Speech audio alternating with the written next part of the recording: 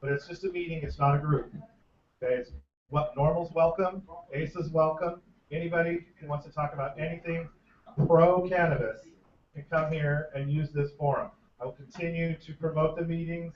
I will hopefully, I intend to fill this room with 100 people, okay, because I think that the stigma of, joining a national group, maybe they did something you didn't like, or maybe you joined them and they didn't do anything, or whatever. We don't need to have all that. We can just have our family, and a lot of people are getting our family mixed up with normal and thinking, oh no, we don't have our family anymore. If Ron steps down from normal, no. Normal is never the family. We're the family. Right. Okay, we're going to keep the family, and if you guys are really interested, in keeping the normal chapter, I am totally supportive. Talk to Richard. If he doesn't want to stay as president, you can be president. There's stuff to file. There's stuff to do. There's like $900 left over from last normal that I will give to the next normal. I will possibly let you have this meeting night too if you're organized. But what I'm not going to do is organize for someone else again, just so they can pretend they're my boss and not pay me. I've never taken a dime for normal. I haven't even ever cashed in a gas receipt for my time. And I don't want to. I just want people to be informed. And so this is my thing I built up. I'm friends with Percos. I do the event, and most people I'm pretty sure are here because of some effort I put out to get them there. So I'd like to see it grow, and I'm kind of suspecting it's going to get bigger because a lot of people didn't come because it was more. So that's it. I'm done.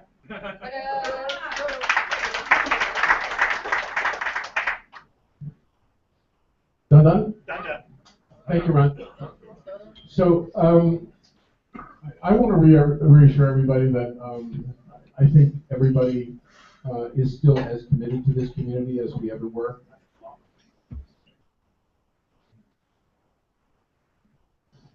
Sorry. Okay.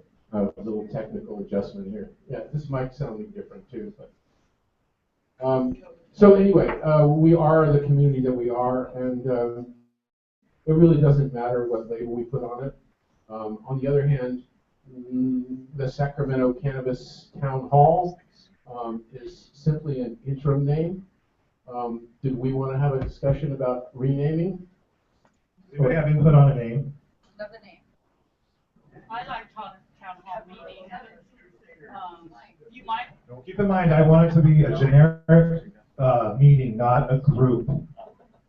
I'm running it. If you want to start a group run, it's fine, but I'm not running it. But we're also like neutral about any initiatives and all of that. So we're saying all sides of cannabis. Right. Well, it's going to be hard to provide all sides because we only have a couple of hours. We will strive to. Okay. But nobody yes. No, I meant that generally. I think generally the criteria is going to be to present a diverse group of people looking at a diverse group of interests, and hopefully being a model for the kind of unity that's ultimately necessary in the industry for us all to get most of what we all want. But I would expect this to be a community where everybody was mutually respectful, and everybody was primarily interested in sharing information, because we believe information is power, and the more power we have by virtue of the more informed we are, the more we can effectively exercise power. And that we as a community believe in actively utilizing power. We believe in kinetic power, not potential power. So hopefully we will actually do things and change minds and empower cannabis policy reform in the state of California. Is that everybody good with that? I think the name should include the name, the word Sacramento, or capital, or something that implies a regional, a regional name, a regional identification, and I think it should have cannabis in it. But,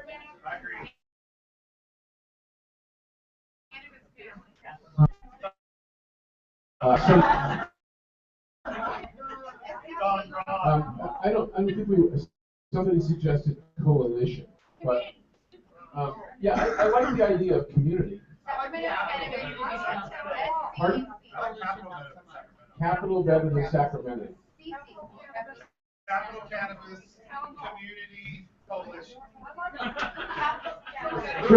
quadruple C's.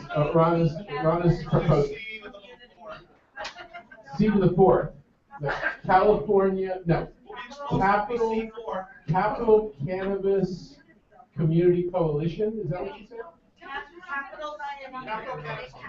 How about this community? Capital Cannabis Community.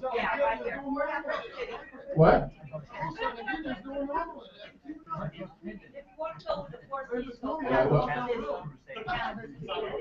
The Capital Abnormals?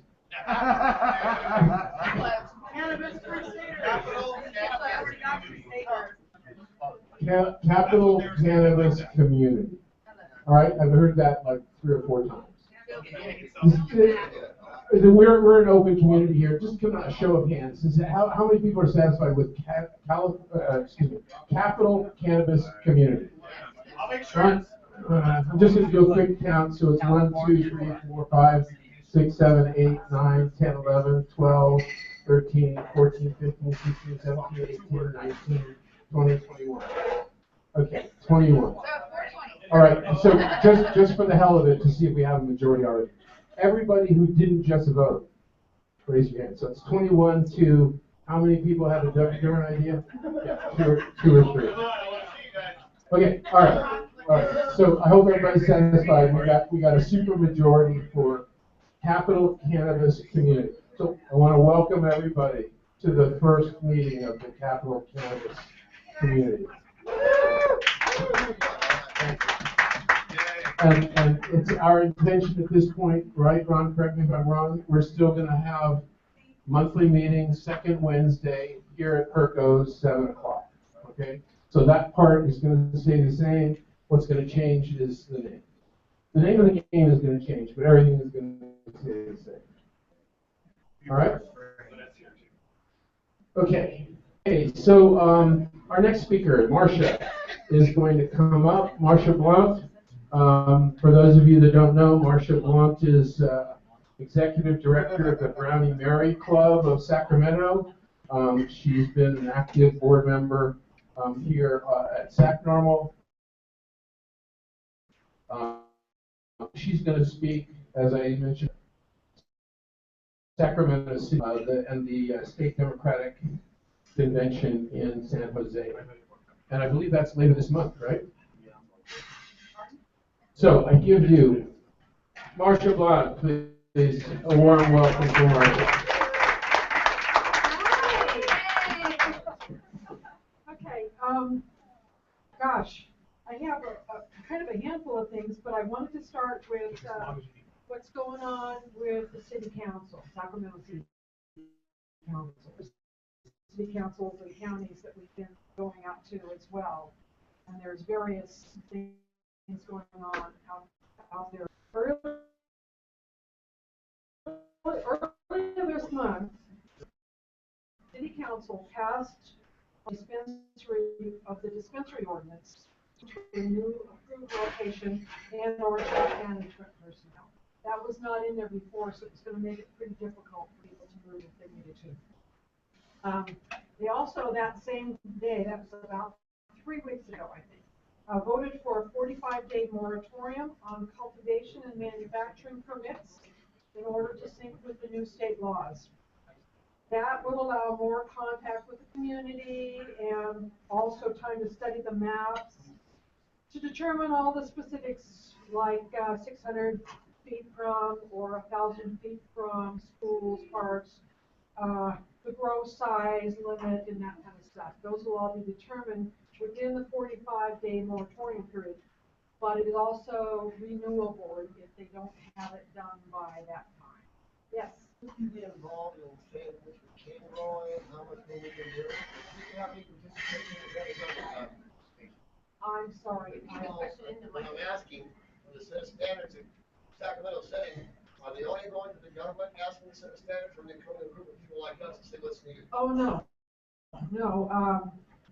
We have been working with the city council for actually a number of years, and they, Sacramento is an oasis among, towns around here because we actually have the dispensaries.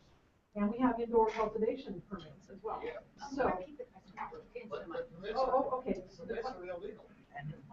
Those just federal law. Can't get permits.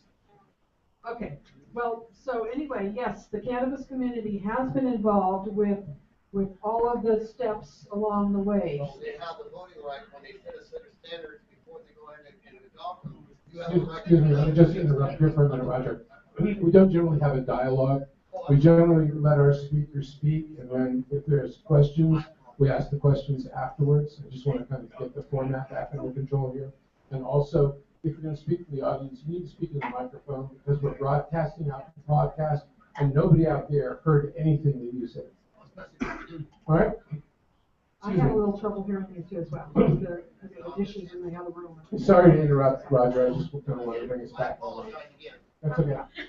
So anyway, so that was passed 2 or 3 weeks ago, 3, 4 weeks ago, I can't remember. And then last night, City Council voted to create a children's fund, and then they voted to have a 5%. A children's fund would be something that would give money to a lot of local children's facilities and groups and things like that. Sacramento is pretty far behind in the funding as far as children's services. Yeah. But this is separate from So no, but it's related because they decided to create the children's fund, and then in June they're going to put it on the ballot to feed that children's fund with a 5% cultivation and a 5% manufacturing tax. So once they finish with the moratorium and they start to issue permits for cultivation, commercial, we're talking commercial, medical, cultivation, and commercial medical manufacturing. Once they come up with those, where they're going to allow those, then they'll start issuing the permits for those areas. They still have to determine, what size and how far away and all that kind of stuff, and that's supposed to happen within the 45 days unless they have to renew it. They also want to go out to the communities, and there's such a thing as the type of permits that they're going to have for the cannabis businesses are conditional use. So what they have to do is for each location that's going to be allowed, they have to have like public meetings and that kind of stuff to let all the neighbors know what's going on. So that's going to be part of how they determine what areas in the local community are going to be available for those. So anyway, so that's going to be on the June ballot. And it's kind of interesting because Kevin Johnson, our mayor, he usually doesn't even stay for all the meetings. He sometimes is only there for just a few minutes and then he leaves. He actually stayed through the whole thing last night, and he was the tiebreaker for the positive vote. So it will be going to the ballot in June, and so we're going to have to mobilize everybody and make sure that gets passed. Another thing I wanted to talk about is Darrell Steinberg. Lynette and I were at a fundraiser just the other night for Darrell Steinberg. Darrell Steinberg, he's running for mayor of Sacramento, and he is a friend to the cannabis community. So what we want to do is we want to start mobilizing for him, starting getting out and going with him and his workers to walk precincts and talk to people door to door and whatever else they need, phone calls, whatever else they need. So we want to kind of gather together and do that for him because he's going to turn around and be good to this community. The convention, that's another story. February 26th through 28th. I can't get this to raise. There. February 26th through 28th, the California Democratic Party is having their convention. They have one every year, and it's going to be in San Jose. The Brownie Mary Democrats which are, we have a local club in Sacramento, and there's 5 or 6 others around California. And now we actually have the California Democratic Party is also has the Brownie Mary Democratic Club as one of its clubs. So that's for people who don't have one in their area. They can actually join the state club. But we're also going to have, we're joining together with the other state clubs. We're going to have a hospitality suite at the convention. And last year we had one that held about probably 500 people. And we served 2 free drinks, brownies, and ice cream. And we had a very, very good turnout. And we had speakers from, Normal and ASA and LEAP and every other group you can imagine. We had speakers there, and they will be there again this year. This year we're going to have a room that is the ballroom, the grand ballroom, which is pretty big. It's going to hold at least 1,000 people, and we're going to do the same thing again with the brownies and the ice cream and the drinks. And so anybody who wishes to attend can come to the hospitality suite, or actually you can even come to the convention, although you can't get into the floor. You can actually go to the expo and all that kind of stuff. So it's going to be in San Jose at the convention center, 26th through 28th, and you're all welcome. But the night of the 27th is when the hospitality suite is going to be there. And as many people come, as you can, you're all welcome. Marcia, I have a question for you. I've checked with Public Works and Andy, take this microphone, please, and ask your question. I would be happy to. So I've been exploring the permit process before the 45 days, and all I can find out from Public Works and Revenue is they really don't know what the permit is going to look like. Have you heard anything, because Colorado is very expensive, have you heard anything about the wording that is going to be for, the building codes, heating requirements for the building, all that? They're all up in the air still. Yeah. So there's nothing set in stone at this point in time. And that's what the 45-day moratorium is to determine, is a lot of the specifics as well as the locations. Yeah, it seems to me that they're not going to be ready in 45 days. That's just my opinion. Yeah. Well, they're trying to follow after the new state laws, and so they have until 2018 to get it done, but we'd like to see them do it much sooner. I'm being mouthed 22,000 square feet total. That was the total that they were talking about, but that is not a done deal. Okay, but that was an indication of what they thought was the total size, cumulative size. That was going to be per parcel, I think. That was a maximum size for any one row. Yeah. Is what we're talking about. Okay. So, and if anybody wants cards for the Brownie Mary Club, I have them here. It tells about when our next meeting is, which is March 3rd, right here at 6:30. Thank you. Oh, we got one more question, Marcia, if you don't mind. The question is, with the Democratic Convention meeting, are tickets required? Nope. So this one. No, I'm a delegate, so I'll be in on the convention floor. We basically, the first whole day is hearing speeches from the constitutional officers, because all the constitutional officers in California are Democrats.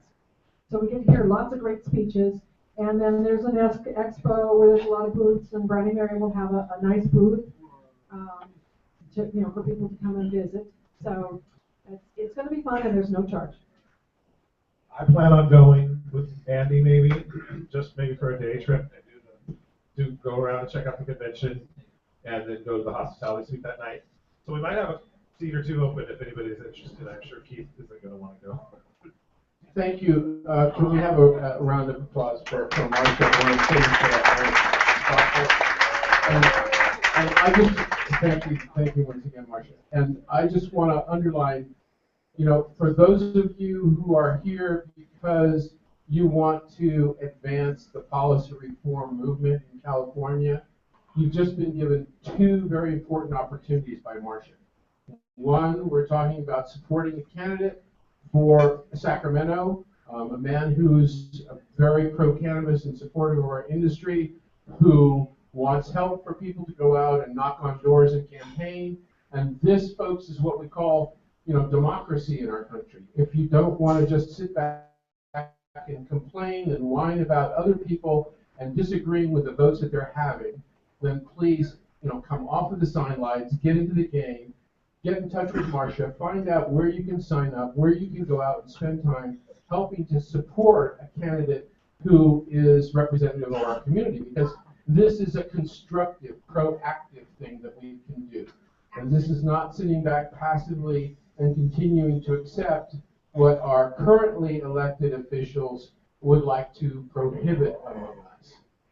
Marcia had a couple of other ideas. I had just one more thing to say. I don't know if everybody knows this, but Bernie Sanders, who is running for president as a Democrat, has last month, it was actually a couple months ago, he actually put in a bill to deschedule marijuana. So he's your guy. That's ready. And the second thing I wanted to highlight from what Marcia mentioned earlier is this, state Democratic Party convention in San Jose. Now, this is a 3-day event where elected officials from all over the state that are in the Democratic Party are getting together, and they're organizing their platform and they're voting for what they're going to support. And Lanny Swerdlow and the Brownie Mary Club has worked up in this organization to the point where they're now a statewide recognized subgroup club of the Democratic Party. So you can become a member wherever you are, and I'm also speaking not only to the people in this room, but the people that are listening to this podcast. Wherever you are in the state of California now, you can sign up and join the state Brownie Mary Club, and this is our cannabis campaigning, lobbying group at the Democratic Party. And this event, you don't even have to pay to go to, right? It's free admission. And you can rub shoulders with elected Democratic, party members from all over the state. So even if you are in a state where in an area, in a county, in the city, where you have your local representatives and you trust that they represent your values, this is an opportunity for you to reach out and affect the attitudes of people from outside of your area. And this is where statewide things happen. And as I recall, 2 years ago, Lanny had a platform plank in the Democratic Party platform in support of cannabis. Now, is that still, I'm just going to follow up, Marcia. I didn't mean to have to call you up again, but do we have a new plank? Are we proposing something new, or are we going to reaffirm where we stand, or is cannabis still part of the Democratic Party platform in the state? Yes, indeed, it is. We support cannabis for alternative medical use, and we also support legalization and treat it just like alcohol and cigarettes. What we're doing is we're working towards, we're going to try to get the convention here in California to have a resolution that goes to the national convention, the National Democratic Convention, to put it on the National Democratic Party platform. So we're working on that. I want to chime in. I want to chime in real quick. Just like 6 years ago, before we had any kind of Democratic clubs, we had so many problems getting politicians, regardless of their Democrat or Republican status, to understand. Now, what the Brownie Mary Democratic Club all over the state has done is gotten us a seat at the table as recognized serious voters. So I really, I'm vice president of Brownie Mary Democratic Club, and I really believe, even if you're like libertarian or whatever, to try to get involved with Brownie Mary, because we are having effect on policy. Within, 1 year of them and Lanny Swerdlow's work, we had that next convention made this groundbreaking, historic announcement that the California Democratic Party now, as its platform, supports marijuana, medical marijuana, and legalization, right? Both. So that's huge. That's a quantum leap ahead, and we can keep doing that with this kind of work. Right. Well, thank you. So anyway, a second opportunity for you to go out and represent the cannabis community. Show up in San Jose, 26th through 28th. The 27th is the big open house, the hospitality suite that's going to be sponsored by the the Brownie Mary Club at the Democratic State Convention.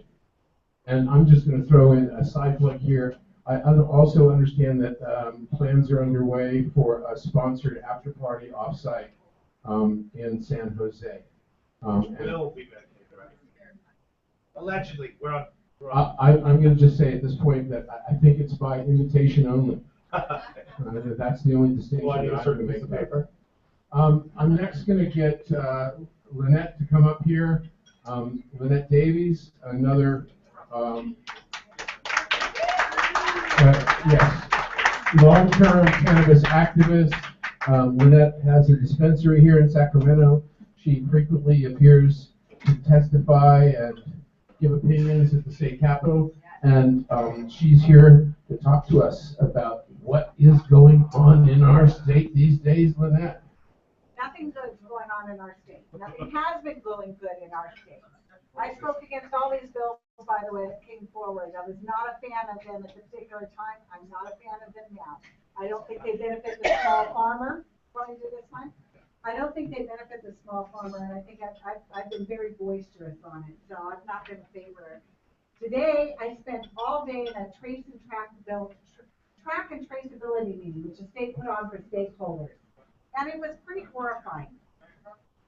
What the state wants to do is the BOE brought two people in, or two companies in. One company was called METRC, M-E-T-R-C. If you want to look it up on the internet, they do all of Colorado and a good portion of Oregon. According to them, they have about 70%. And they actually have a zip tie program on a plant. So all of your plants would have the zip tie on them, and the zip tie will follow the life of the plant. It actually was not, they were not that bad. By the time we went all the way through with what Oregon does, it was not that bad of a whole policy of following this plant. They charge 45 cents for the zip tie. They charge 25 cents for the person who buys the zip tie, and then they charge you $40 a month to monitor your plant. That's pretty much what it does, and it was a system. The one that totally and completely horrified me was a company that's called BioTrack THC. Now this company has a barcode system. Everything is set directly up to the state, so there's no money that's actually goes down to the customer that's buying these.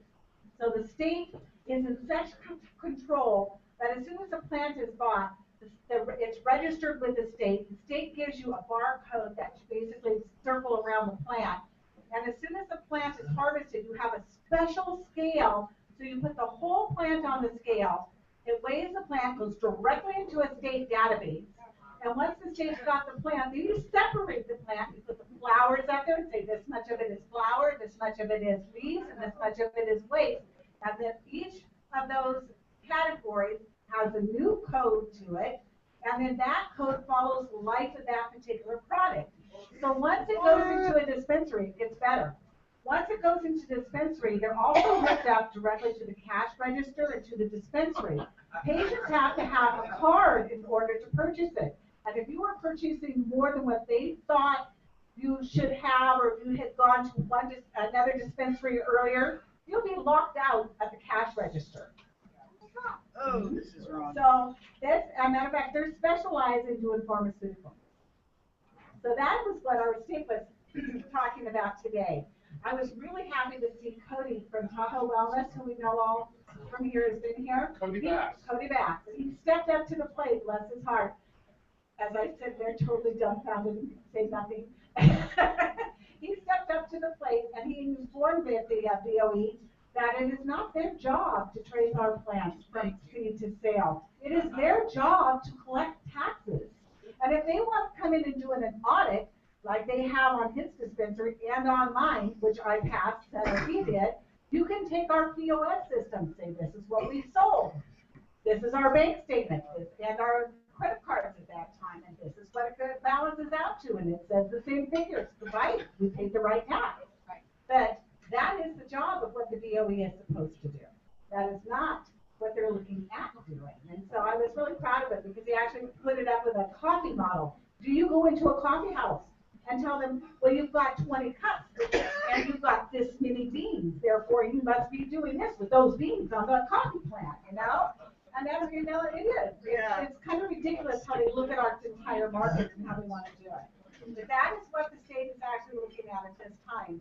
Meanwhile, one of the senators that put through these bills that we're looking at as law right now has stepped forward and has requested to start legislation, was announced today, an extra 15% excise tax.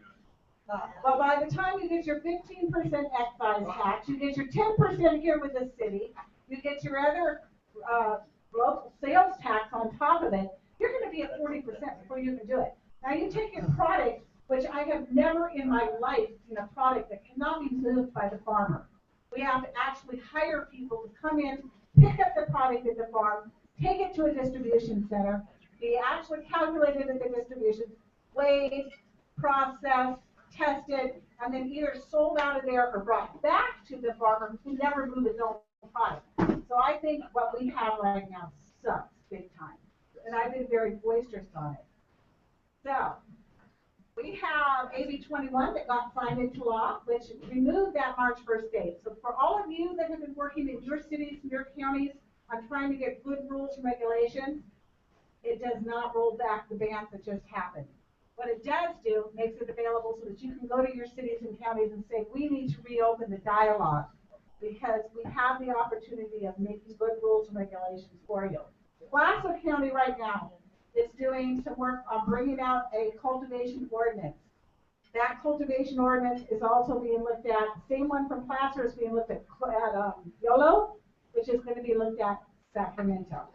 So all of these may line up together, and it also gives us the ability to actually look at getting into cultivation and not be fearful of it. You know, I mean, we should be stakeholders in it. We should be talking about it. We should keep those dialogues open. What I don't want to see is people get locked out of the ability to be in the market. I don't want people to be left out of the whole process. And the only way we can do that is if we knock on their doors and continually try to make them open. And we don't take no for an answer. I can't tell you how many times the door has been shut in my face. More than once. Maybe more than 10 times. But I'm very persistent on what we do in trying to protect our patient base. Because I'll tell you what, we have big businesses that have moved into the state of California. And those businesses are looking out for their own business interests. And they are not looking out for the patients. And I would like to see full legalization come here in 2016. I am not a fan of AMA. I am a fan of MCLR because it protects the patient. And I'll be the first to say at any particular time. And all of these others are, and MCLR was the only one that gave the patients a break on taxation. None of the others did. But I have also gone one step farther in the city of Sacramento because we are bringing out regulations, and I want you guys to be aware of it. I have asked for a city audit. That has ticked off a lot of people. The audit is not on our industry. My audit is on the revenue officers and the planning officers that are going to be implementing our cultivation. And that is because of the way our dispensary ordinances were done. If you don't have oversight, I can't guarantee that our people in this room will have the ability in the same permit process as the business people. And I am finding, unfortunately, businesses have taken over businesses that have taken over businesses, and there's money flowing around. And it's, again, our people, the citizens of this city, don't have the same opportunities. And the only way we can make sure that there's transparency and accountability is with an audit. And I need each of you, if you do live in this city, to start requesting from our city councilmen that that audit takes place before we have our cultivation, so that you can guarantee your rights the same as what the industry has, because only you can protect your own rights. Thank you. I'm not going to let you get away that fast. Stay up here. We've got some questions before you run away.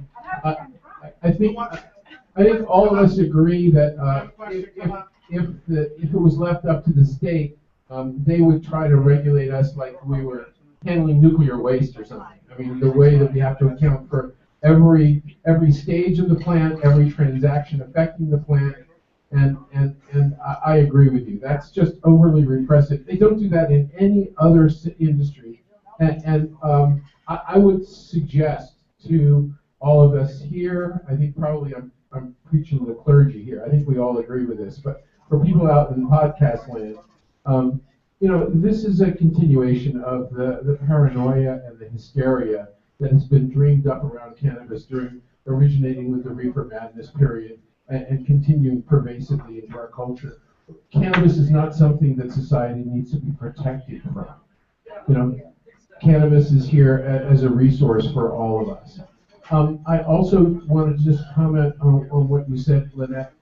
In terms of the growing ordinances, I think it would be short-sighted for anyone that has any relationship to cannabis, whether you're just a casual user, whether or not you're a formal patient, whether you're a caregiver, to not acknowledge that protecting the grow rights and the production of the plant is the very beginning of the whole process of integrating cannabis into our culture. If we don't support our growers, and if we don't enable our growers, and if we don't empower our growers, then we will lose the first coming out of the starting gate in the cannabis industry. So, gosh. Yeah. And I'm surprised that you've only had 10 doors closed in your case. I know that number would be in the hundreds for me. And I know how quickly I get ushered out of. Yeah, right. It is a foot in the door kind of thing, isn't it? Other people, I'm sure, other questions for Lynette about what's going on in the state? Hi, I have 3 questions. I have 3 questions. 1, 2, 3. Grandfather, Brian, I need you guys on this question, and then Lynette. Okay. My husband and I came here for this meeting the second time, and now we come here and everything is all confused and mixed up, and I have no idea what is going on or what you're talking about or where we're supposed to be or what we're doing. It's kind of unfair for us new people for you to jump from here to here, and now you're gone. What does that mean for us? This is only our second meeting, and when we came to our first meeting, you, grandfather, Jackie, Heidi, all of you guys were here, and this was the group, and this was the norm. Now it's something different, so I don't quite understand. We explained it at the beginning of the meeting. All you said was you were gone. No, you weren't here when I explained it out here. Or were you here before the meeting basically started? Yeah, when you Okay, started. we're now the cannabis community, or we're the Capital Cannabis Community Coalition? No. Yeah, we're the Capital Cannabis. We had a little vote, remember the 21-person vote? Yeah. About the name of the organization? That information, I do not want to drag everybody in this meeting through. It's just ugly gossip. Okay, I don't care about that. I care about the program. Yeah, we're still meeting here every second Wednesday. These people, No. if you want to be here with NORMAL us. is the name of the group. It stands for the National Organization for the Reform of Marijuana Law. It is a specific brand that we ran under for 3 years. We're getting rid of the brand because it pretty much rejected us and we don't need it. So, I don't know why you're hung up on normal. It's pretty much from your perspective, nothing's going to change except for the word normal is not going to be used. Okay, so we come here for a meeting, so who we're joining? No, you're not joining, we're just here. We're just having a meeting. So where you paying? You don't have to do Where it. your money There's goes? going to be no dues. We don't want money. Not want money. Okay. No membership, no money. Yeah, I see Marcia over here. She's saying Brownie Mary Democratic Club, they want money. Yeah, right. Americans for Safe Access, I'm sure will take your money. Yes, we'd rather have you be involved, and we'd rather have you accept the invitations to go to campaign for Steinberg, and to go attend the state Democratic Convention, and to come here the second Wednesday of next month. Okay, All right? I can do that. Okay. Thank you. It's nice to have you aboard. All right, now, my question for Lynette. Okay, yes, it's your turn. And you might wanna, Hold that microphone. you might wanna hear this too. Okay, guys, here's the deal. A lot of these dispensaries and growers and different people are testing. Okay? I've become sick from a couple of places that didn't test. I am a tester. Okay, and now from this day, I'm not gonna buy from anybody, I don't care what kind of discount you have and how you have it, unless you test. I came here because I have seizures to get into cannabis stuff, so I wouldn't have seizures, and guess what? You got a seizure. I had two of them. Because the cannabis stuff was no good, dirty, pesticides, and other stuff, and it caused me to have a seizure. So I want to know who's going to make sure that instead of worrying about all the tax money and all this other stuff, who's going to keep us from having seizures and getting sick because the stuff is no good? Department of Health. No, Edibles and and tinctures. maybe the cannabis minority groups. Yeah, I would suggest, that the first person that's gonna do that is you. All right, you as a consumer. I frankly, I don't know, if people have seen me out in social events and I've been around people who just come up and hand me stuff. And my first question is, do you have lab results? I'm not putting it in my mouth unless I know what it is. And unless I know it's clean, I don't want it. Right? So I would suggest to you that you join all the rest of us who are vigilant about what we put in our bodies. And I suggest to you that if you accept product that has not been screened for pesticides and for microbials, and if you're not aware of the dosage of THC or CBD, CBN, other cannabinoids that are in it, then you are doing yourself a disservice. Right? You are smart enough to be empowered to know what you need for your medicine. Maybe you have to do a little trial and error to figure out what dosage of edibles and vaping, etc. you need to maintain your cannabinoid system. But once you have established that, it's your responsibility to maintain that and to do it with vigilance.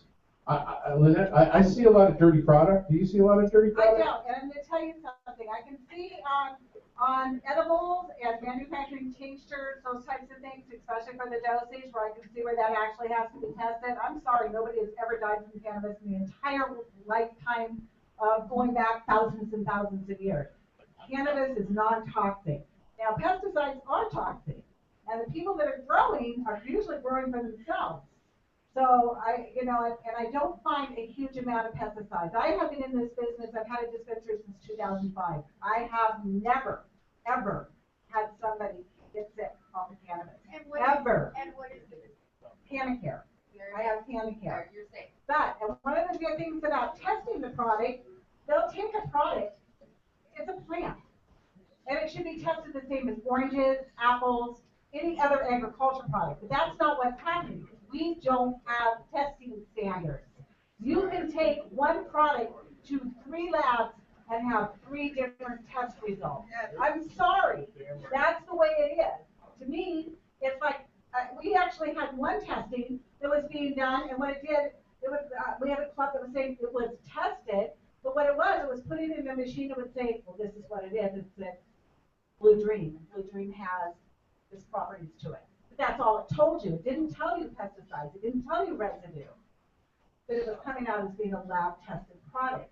So until that was one of the important things that we did get from the state, believe it or not, is going to be a set of rules for testing because it doesn't exist right now. So how can you have a lab-tested product when you have no standards for testing? I mean, it's an issue. It's an issue. You're actually buying in saying, oh, this is clean. Clean for who? Who tested it? What kind of results was it? What lab did it? Who says it's tested? I mean, you don't really have any protection. And that is one of the things that will come out of the state law, that we will have a set of rules that will actually have guidelines for the cannabinoid profiles. And is the top of the plant cannabinoid profile the same as the bottom? Okay, what part of the plant did you get? You can see the issues. But we're actually going so far into this as to say, oh my gosh, it's got to be this. It's got to be clean product. Is your oranges clean? Are your apples clean? Or do you wash them off before you take a bite out of them? This is no different than any other agriculture. We're making too much out of it. That's my opinion. The other thing I just want to emphasize to everybody that's here and everyone that's listening in is the growing popularity of concentrates, okay, and oils and whatnot. people need to be aware of the basic science that when you are concentrating the cannabinoids in a plant, you are also concentrating the pesticides in that plant, right? So you are getting a more concentrated exposure to the bad parts of the product if you have pesticides or any kind of microbial infestation in your product. And I hear people, I talk to a lot of people, and I have people who say, well, look, I'm only growing for myself. There's no reason for me to test. I know what I'm putting on my plant. And I say to them, frankly, I test everything that I consume, whether I produce it myself or not. And I've been surprised sometimes. There's a product out there. I'm just going to warn everybody. I do shout outs every once in a while. Do not put Serenade on your plant during the last month before you're going to harvest it. Because even though the bottle says organic all over the bottle, if you use that product, you are going to fail a test for aerobic bacteria. Okay? You will fail, and you will think that you are doing your conscientious best to grow this very, very clean, very pure product for yourself and the people that you care about that consume it. And you will unknowingly be doing yourself and them a disservice. Right? It's called Serenade. Serenade. And I've seen this product sold in hydroponic stores, and I've seen all the promotions for it, and it's labeled organic all over it, and people say because of that, it's clean. Well, let me tell you, I'm sorry, it's based on an aerobic bacteria mix, and it's actually putting a contaminant on the product. So if we're going to have a highest and best practices industry, which I think Lynette and I both, and we hope you join us in believing we need to establish for all of us, then certainly testing and uniformity of criteria and calibrations of machines and determinations of what are really unacceptable concentrations needs to be something that's uniform, needs to be a standard that all of the labs are required, on some kind of a regular basis to be recertified, just like the gas pump has to be recertified, that it's accurate at the gas station. We need to know that the laboratories are certified regularly and giving us consistent and helpful information to make these very important decisions. Okay, thank you very much, Lynette.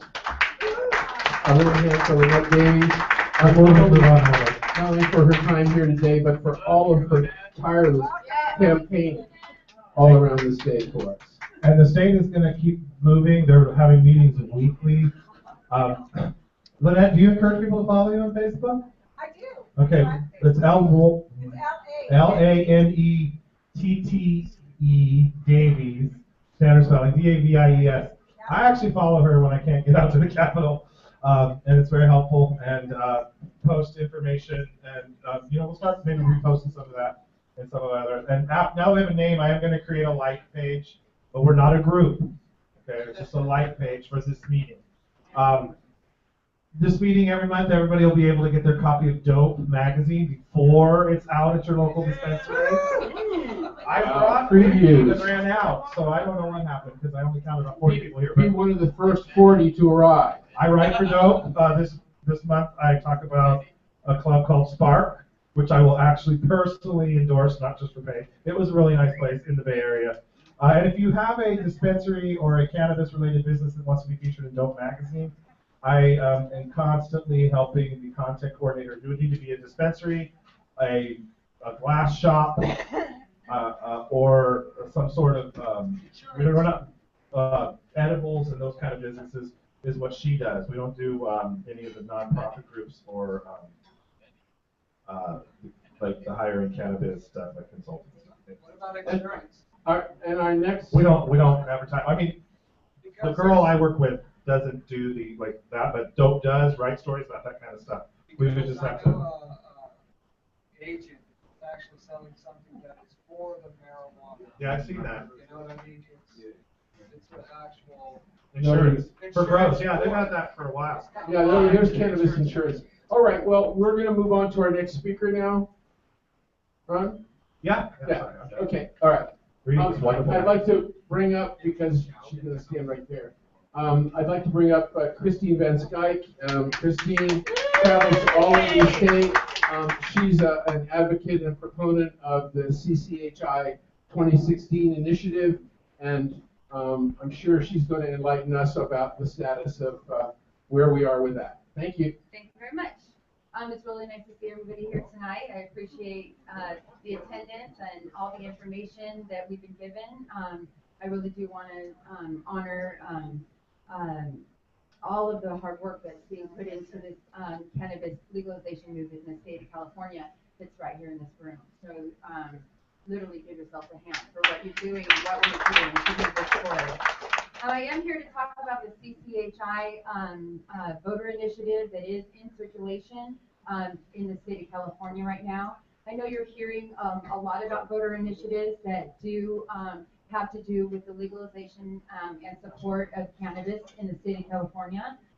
There's a few very important differences between the different initiatives that are going around, and it's my job tonight to highlight CCHI and to give you information about why CCHI is the People's Initiative. It was written by the great late Jack Herr, and it has been one of the longest standing grassroots movements funded by the people for the people, and it's important for me to share that information with you this evening. So a short summary about CCHI. I do want to clarify that CCHI does very clearly eliminate any type of tax on any type of medicine that is in cannabis. So this is written in our People's Initiative, and it does clearly say no taxation for medicine, just like all other medicine.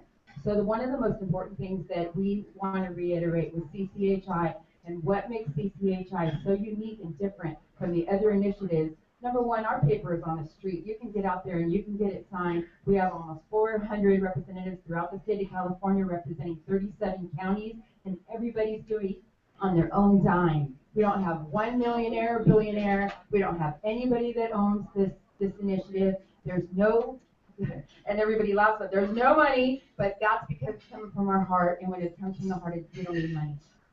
We need money. No, let's say that. Yeah, of course we're looking for donations. We would love to pay everybody $2 a signature for this initiative, but it's not going to happen. This is the People's Initiative, and we need each and every person to do it on their own and make it happen. So let me read some features, and it's important for me to share some of this. Number one, it does permit adult use of marijuana over 21 years and over, and it's going to remove and delete all the existing legislation that has been put into law. It's going to remove all that out of the way. We're going to model it like beer and wine, period.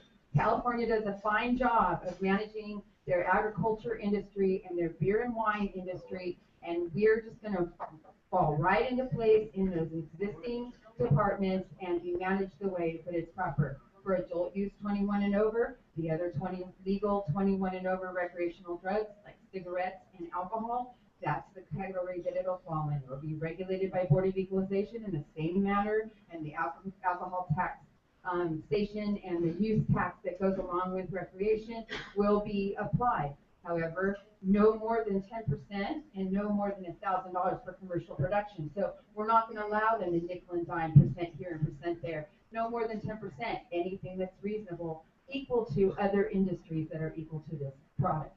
Very important point to note. Another thing that's very important for you to understand and the difference between our initiative, the CCHI 2016 initiative is a clear discussion of the categorical differences of the cannabis plant. We want industrial hemp. We want industrial hemp. We want to save our farmers and our farm communities, and everybody in Northern California says, oh my God, what about cross-pollination? Well, there's already a model for that, and it's called the wine grape.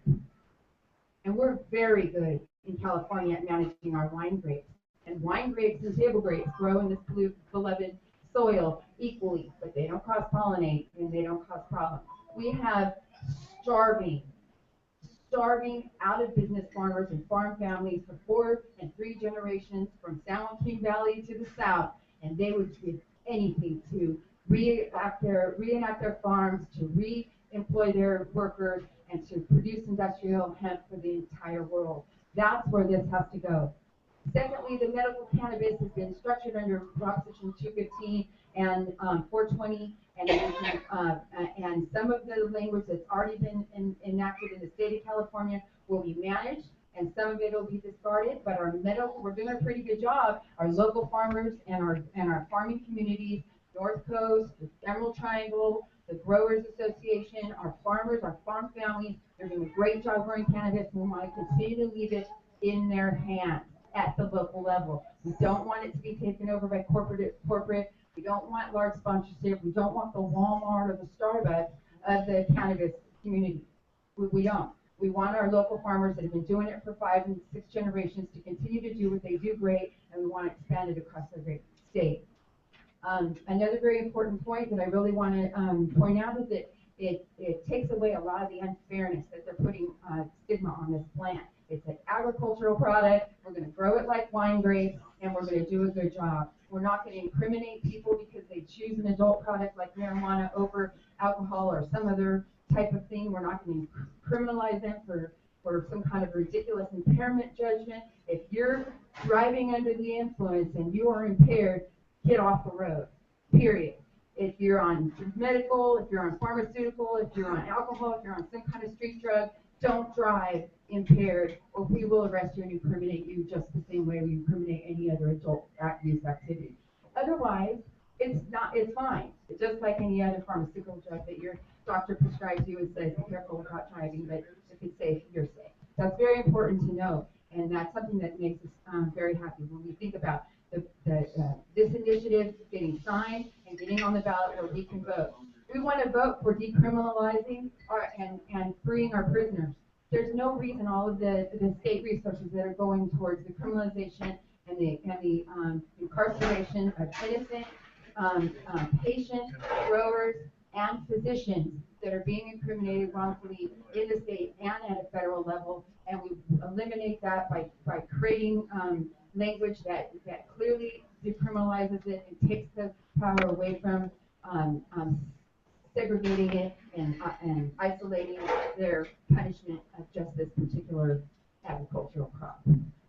So it's very important that I have a chance to get together with you and let you know that the CCHI initiative, we need your signatures. We do require, I think it's 263,000. We require 400 or something in order to meet that because there's so many that become invalid. We're doing a count in the next couple weeks, a countywide count, where we can give you an estimation, but the board of directors estimates at this point that we're probably about 25% to our target.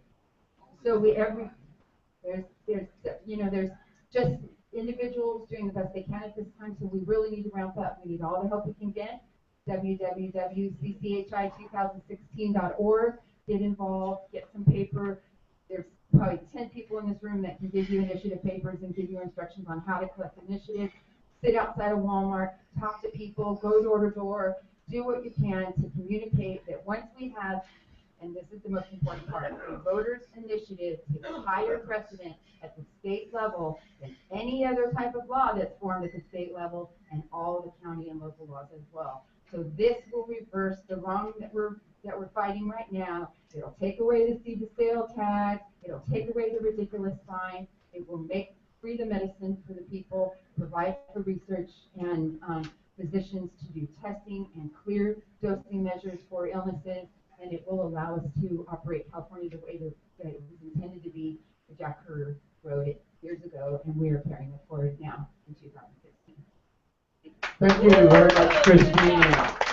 So, CCHI 2016, I signed the initiative. I will vote for this initiative. I will not vote for ALMA. So I just want to let you know where I stand on this issue. Christine came to let us know how you can get involved. I'm sure she has some petitions with her tonight. And if you have not yet signed the initiative, then you have an opportunity to meet with Christine. Shortly after the meeting, we're going to be wrapping up here. We got just 2 more speakers. And I'm sure she'd be happy to help you do that. Thank you very much. Sure. Okay, so Next, I was on the agenda to speak about MCLR. Most of you who've been here before have heard me speak about this, so I'm not going to spend the time, as Christine just did, re-summarizing the initiative. I think most of you have had a chance to look at it. If you haven't, I'm going to refer you to the website, mclr.us. You can go there and you can download. We have 2 versions now out there. If you haven't gotten the most recent update, Christine and I may debate sometime about who's really got the People's Initiative. Many of us believe that CCHI is the Jack Herer Initiative, and that it was drafted 25 years ago, and that it has been put forward continuously by people in the cannabis community since that time. And we're all hopeful that this is, 2016 is the year that actually qualifies for the ballot, so people have a chance to vote on it. But arguably, MCLR is the People's Initiative because it is the one that was actually drafted not by a person and continued in a legacy from that point on, but was actually drafted in a contemporary, very comprehensive manner by all of us, in that it was, an open source document on the internet that everybody that wanted to could contribute, that actually started, I don't know how many people at CCHI really appreciate this, but the original posting of MCLR was the CCHI initiative. Right. So that was what we put out there as our basic beginning point. And what we have is now a very much longer, very much more comprehensive, very much more up-to-date version that includes, all of the concerns of all of the different niches and factors of the community. So no single special interest group, no single industry niche, I wouldn't call it the patients initiative, I wouldn't call it the growers initiative, I wouldn't call it the dispensary owners initiative, it's not the corporate initiative for sure, etc. So it is a very comprehensive document, and version 3, which frankly we're waiting to publish until we can raise the funds to do so. That's the sad truth of the status of version 3. Version 3 is a very long 26-page document that we think is, certainly much more realistic about and much more descriptive of how the industry currently is working, and more legalizes what we see currently happening in the industry. So to protect the current practice, which is unfortunately still outside of the limits of the prohibitionistic laws that are currently in effect. So that said, there is a version 5 which includes the principles and the philosophy of version 3, but which was specifically drafted so that you could download it in your home and print it out on the front and back of one sheet of paper in your house. And you can sign as a circulator, and you can sign the petition, and there's room for 4 other signatures, and individual, all of you within the range of my voice, can go home and download this document and sign it and mail it in, and you can circulate your own signature. And you can circulate the signatures of 4 other people, and you can print as many of them as you want. And as long as you're over the age of 18 and a registered voter in the state of California, you can circulate this petition, and you can certainly sign a copy and mail it in. So the status of version 5, the condensed version is also online, mclr.us, and you can go and you can download that document and you can sign it and mail it in. So that's the current status of that. MCLR is also very supportive of the Brownie Mary Club and the events that are going to be happening at the state capitol, and will be one of the sponsors of the private party offsite. And the other thing, I think that's what I need to say about MCLR right now, is that we are up and out and ready to collect signatures. And that's the next step. And I'll just repeat exactly what Christine said. we still need money, folks. We need you to vote not only with your interest and with your energy, but we need you to vote with your money. And later in November, we're going to need you to actually vote with your vote, right? So please, if it's not too early, anybody in this room or within the sound of my voice that is not registered to vote in California, now's the time to go ahead and do that. I noticed Christine has voter registration forms here. If you're not currently registered, she can help you register here today. You can also, if you're not here today, you can go to your post office, local post office. You can go online and register to vote there. So please, don't confirm the stereotypic stoner profile. Get up, register to vote. Yeah, right. Can I say vote for Bernie? Yes. Yes. Okay. Oh, I'm curious. I mean, just quite aside, and I realize, this may seem like, yeah, right. So at the town meeting, if we were having a caucus for president, how many people here would be voting Democratic? Okay. So I'm going to just quickly count. When I point at you, just drop your hand so I got everybody. 1, 2, 3, 4, 5, 6, 7, 8, 9, 10. 11, 12, 13, 14, 15, 16, 17, 18, 19, did I get you already? 19, 20, 20. Wow. We're close to 21. Okay, so how many people will be voting Republican? 1, 2, only 2? All right. Okay, so there's 3. There's 3 Republicans. Okay, so on the Democratic side, quick, how many of the 20 are voting would vote today in a caucus for Bernie Sanders? 1, 2, 3, 4, 5, 6, 7, 8, 9, 10, 11, 12, 13, 14, 15, 16, 17, 18, 19. So, wow, 19 of the 20. Whoa. Yay! And then, of course, we have to be respectful. Hillary? Is anybody voting for Hillary? Oh, okay. Marcia, yes. Marcia has taken the hard party line of the Democrats. She will vote for the endorsed Democratic nominee, whoever that person is. Right. But at this point, she's hoping it's going to be Bernie, right? Okay. And then, just to be fair, exposure. Republican side, we have 3 Trumps. Do we have any Trump supporters? Hell no. Do we have, yeah, 1, 2 Trump supporters. Okay, and then the other one, who's the third one? Who are you voting for? The Republican candidate was who?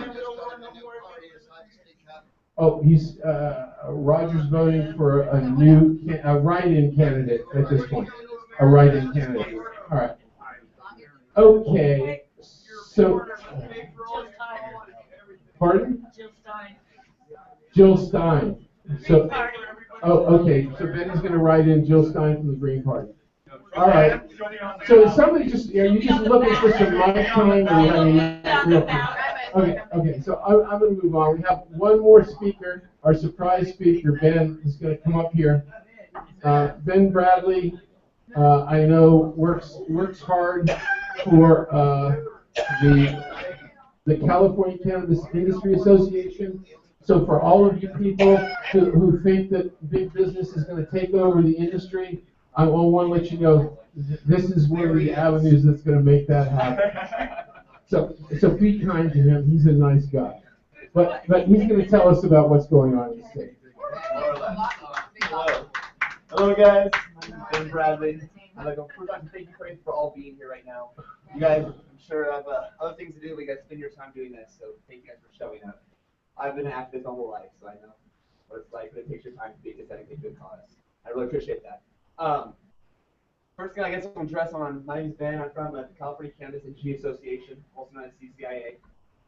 Background, we're a membership-based organization. Started about 3 years ago with 2 members. We've grown to over 150 now. 50% of our resources go to legislation. The other 50% go to like professionalizing the industry. We need to make a strong building industry that is expected by all. That's what we need to have. We're tired of Dorothy kicked in, tired of our kids going to prison for a certain reason. Whatever it costs to get there, slow or not, we make this happen. Most recently, on the statewide, I don't know if you guys are familiar, a new budget or a new bill, SB 987, was introduced by Senator McGuire, putting in a 50% tax on all statewide. On top of the other tax. On top of all other taxes. So now we're up to like 40%. 1-5. Now we're up to 40% total? Yes. And this is to discourage the black market. Exactly. Which, obviously, I have really concerns with this bill, if you wouldn't mind, and we're definitely working with the authors to discourage this, bring it down. Hopefully, we'll not come to an opposed position. But half of the growers I know will not tolerate a 40% tax on their product. California would not tolerate it. It's really absurd. If we're trying to give a black market, we cannot bring these kind of restrictions on ourselves. It does not work. So this is definitely things we are in line with doing. Again, regarding statewide policies, I'm glad to have a conversation with you guys afterwards where we're at. We're here representing, trying to make a unified voice for everyone here. And we do this by listening. And this, I have an opportunity to be here now and listen. This is where we are. I mean, my personal cells in my card, please come take any time. Secondly, if you are interested in policy and development, we actually are hosting a conference in March, which focuses just on policy development. It's going to be on March 29th.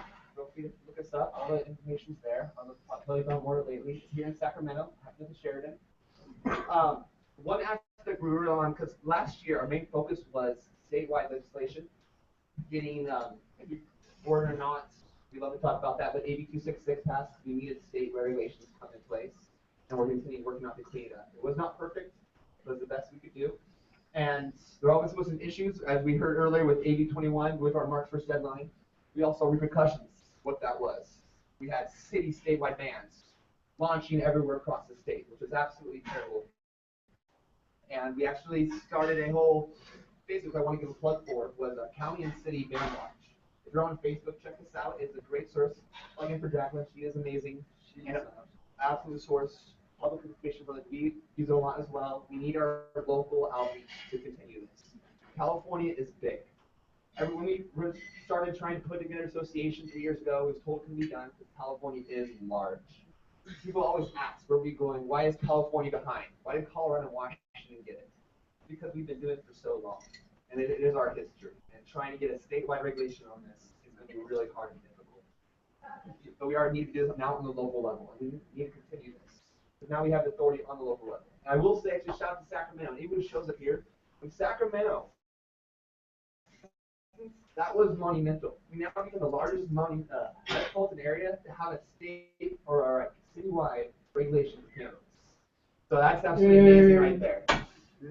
Now, you know what it looks like, we'll continue growing there as well. If you guys ever do want to involve, we are starting local committees, specifically industry-focused committees, that we want to hear from you. Myself or any of our staffers do not claim to be experts on cannabis or any individual in the industry, but we'd like to know as many as we can, hear a collective voice, because California is so big. How do we get everyone there? We have individual industry committees. If you'd like to get more involved, please reach out. We'd love to hear and hear your input. And lastly, actually, I'm going to address that issue for this man here, but we'd love to talk about the statewide ballot initiative. We definitely need something to push for this year. We are tired again of just the whole criminal aspect of this. It needs to over. It needs to end. And it will not end without money. Sadly so. It will not. And so we need to come together, whatever that looks like. Please, I hope November. And if Sanders actually, here's what's absolutely beautiful about it. Do you realize if Bernie Sanders does make it to that November 8th ballot, the people that show up have never showed up to a ballot issue before. This is only people that don't ever vote if he's there. And that's going to be groundbreaking for all aspects. So people are going to represent. So please, we actually have a chance to make it right here in California. So definitely please show up. Thank you so much. So Ben, I'm standing here on this side so you can't get out until you answer. I was gracious enough to give you an audience here and let you say whatever you wanted to say for those few minutes. So now I'm going to ask you the important questions that I hear out in the community about CIA. Okay? So I constantly hear from CCIA about how important it is for you to get up close to these legislators and establish rapport and have them get to know you where you are and you spend time getting to know them where they are. And I realize that that kind of schmoozing and kind of alliance building and establishing rapport is an essential first part of lobbying, right? What most of us have a problem understanding is the very micro steps of incrementalization that you seem to support at CCIA.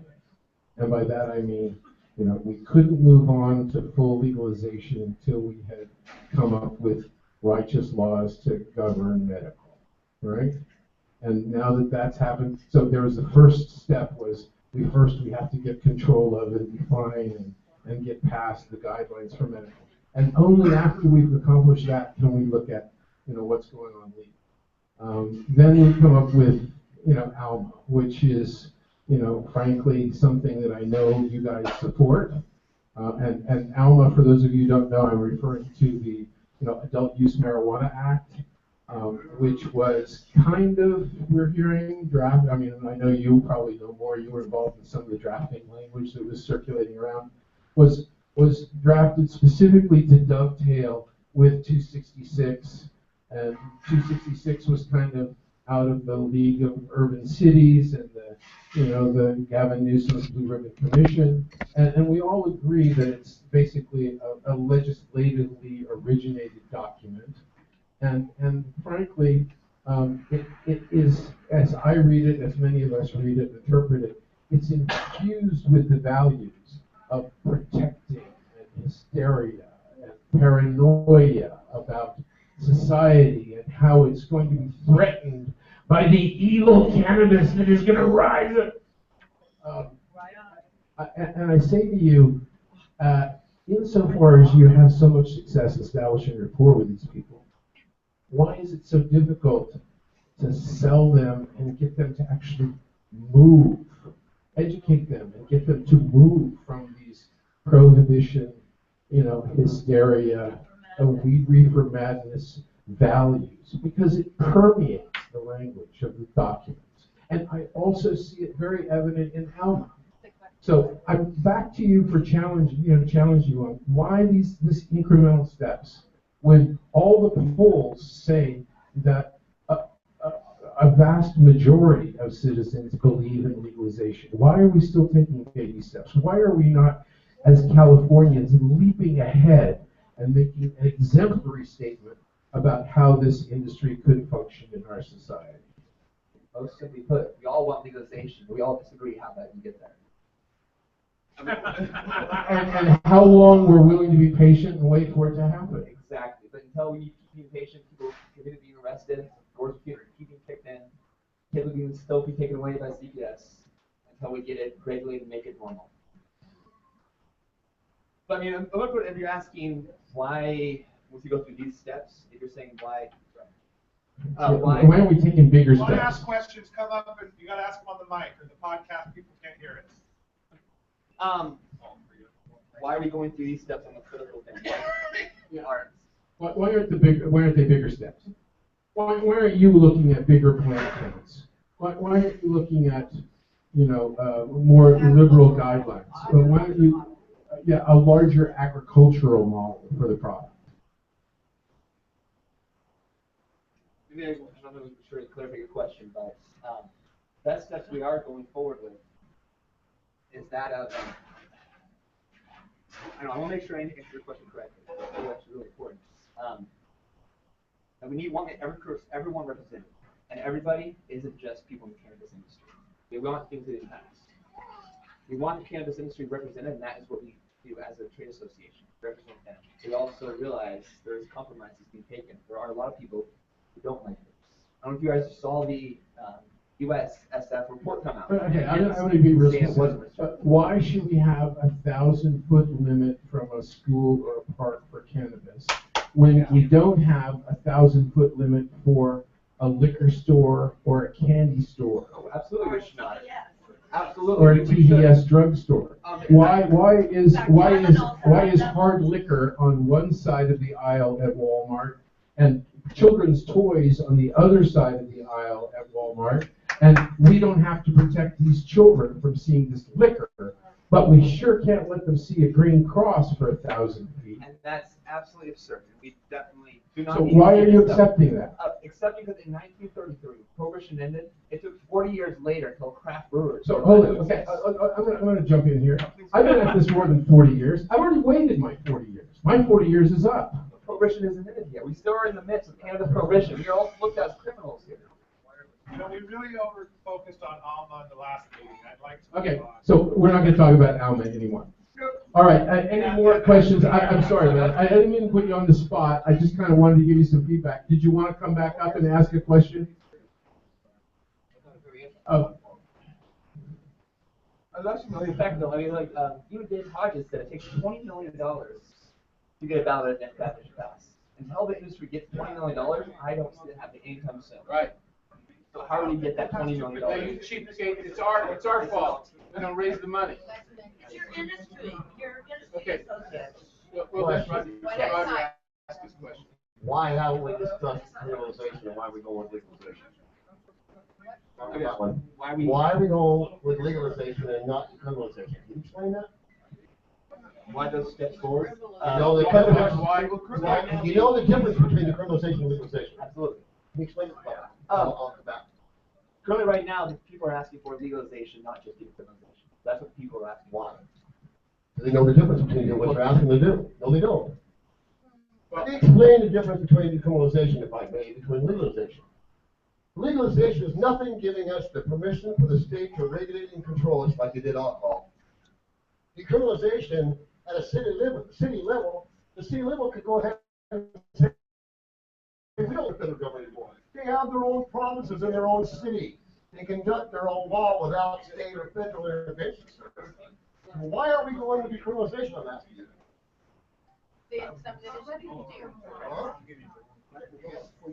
Some of these voter initiatives do address decriminalization. We're asking for legalization in that bill. Some of the bills were already law. We have to work with what we have to work with. No, we don't. And why? A minority group has a right to establish their own law. And that's what I've done with the Promise Ring.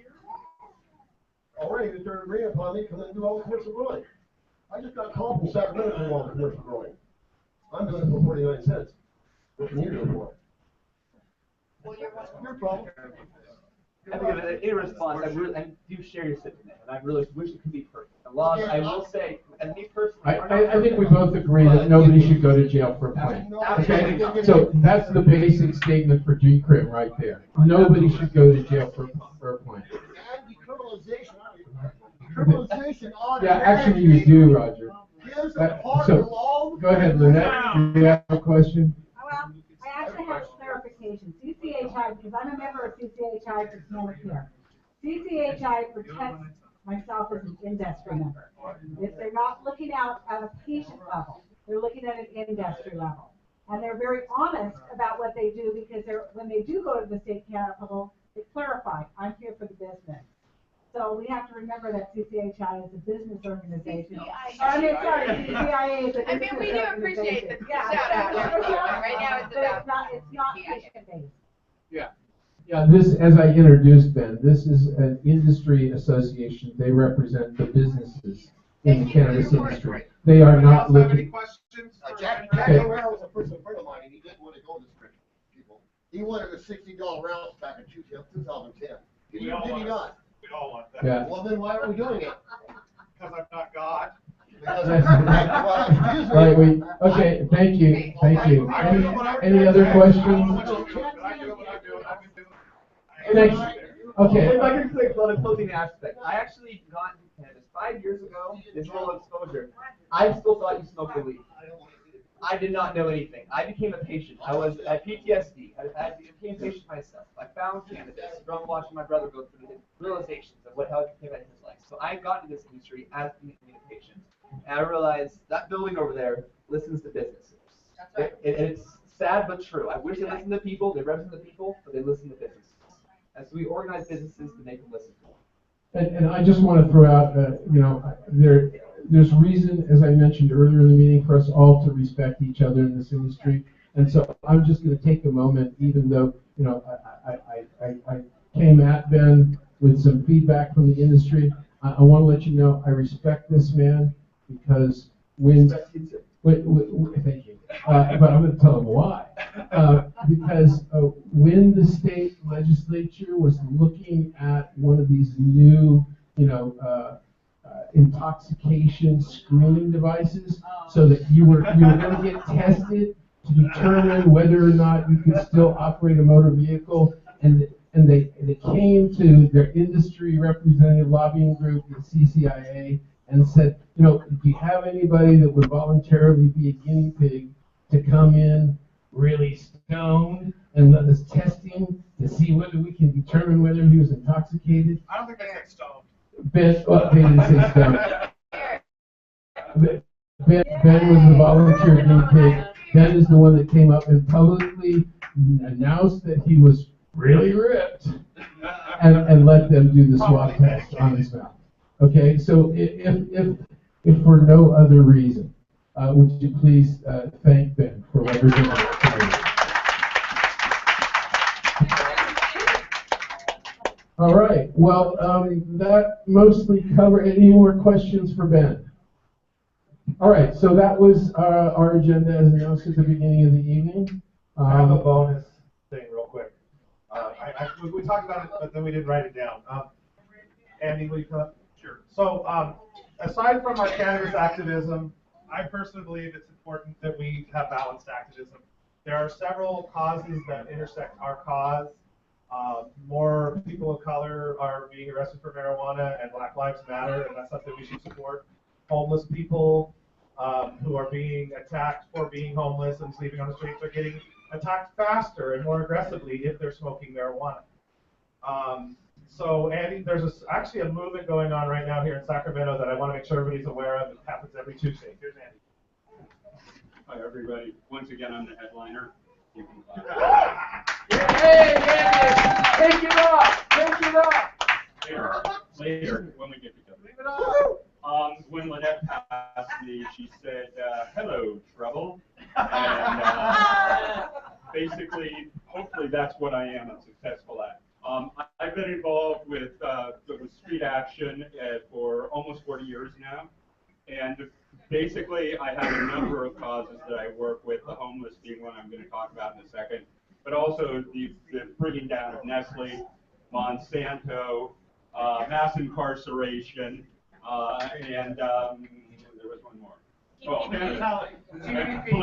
police brutality. And I'm a big proponent of getting the word out on TPP. And if you don't know about TPP by now, please Google it and find out. This is the worst trade agreement that has ever been signed.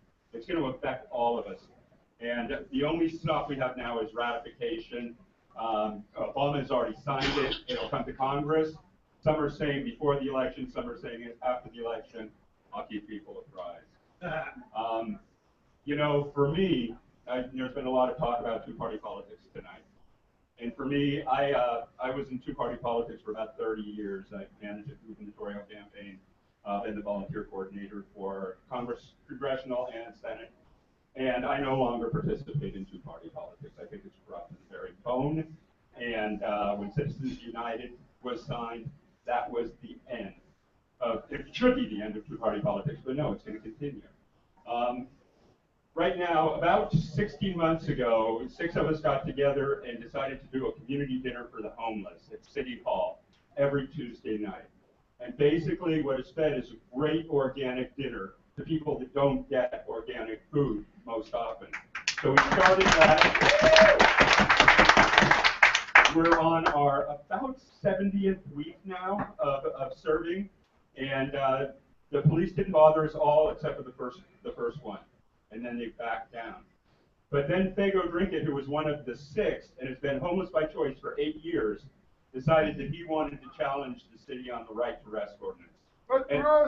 And the right to rest ordinance basically says that camping is illegal. All camping is illegal. You can't even do it in your backyard if you're Cub Scouts. Of course, they're not going to go after the Cub Scouts because that would be ridiculous. So what they're doing is they're going after the homeless. How long has it been now? Yeah, December 8th. Seven December more 8th days. is when it started, so I think they're on their mid 60th. I don't spend the night with them because I'm old and I need a bed. So they've been out there sleeping in front of City Hall for over 60 days. And what's happening is they're getting arrested.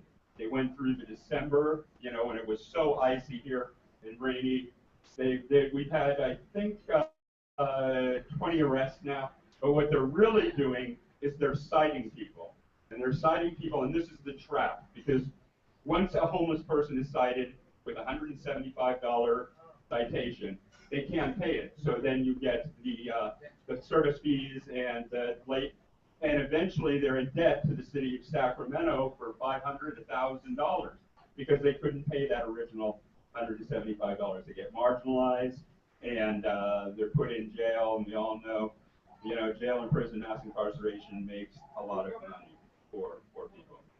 So what I'd like you to do is next Tuesday night, come on down and check it out and see what these activists are doing. It's incredible, absolutely incredible what the hardline and street people are doing on this. And my hat's off to Fago because it's fantastic. A couple of other announcements.